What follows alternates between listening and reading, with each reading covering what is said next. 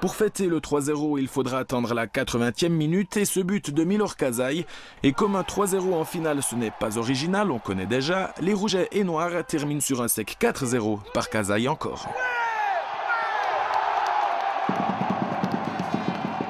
On retrouve les buteurs Kasaï et Melo en pleine communion avec leur public et leur famille.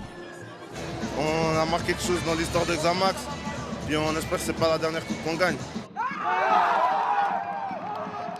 En plus de tout ça, on est tous les deux de la même famille. Je mets un doublé en première mi-temps, puis il finit le travail à la fin. Neuchâtel Xamax soulève sa première Coupe de Suisse, trophée qui a si souvent boudé la première équipe. On nous a précisé ça aussi avant le commencement du match. Mais maintenant, pour nous, c'est aussi une fierté. Parce qu'on est la première génération à avoir gagné cette Coupe de Suisse. Puis maintenant, on sait que pour être gravé enfin sur cette coupe-là. Forcément, après un tel exploit, on peut se permettre d'être optimiste pour l'avenir de la première équipe, mais ça, c'est le job des formateurs. C'est un rêve, toute la formation espère jouer avec eux.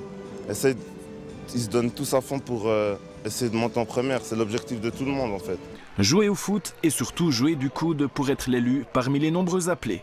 Quand ces jeunes champions reçoivent leur médaille des mains de Gérard Castella, entraîneur de l'équipe suisse des moins de 20, et de Dani Rizer, récent champion du monde avec les M17, forcément ça leur donne envie. Il y a certainement des recruteurs qui sont venus voir cette finale et ça montre quoi.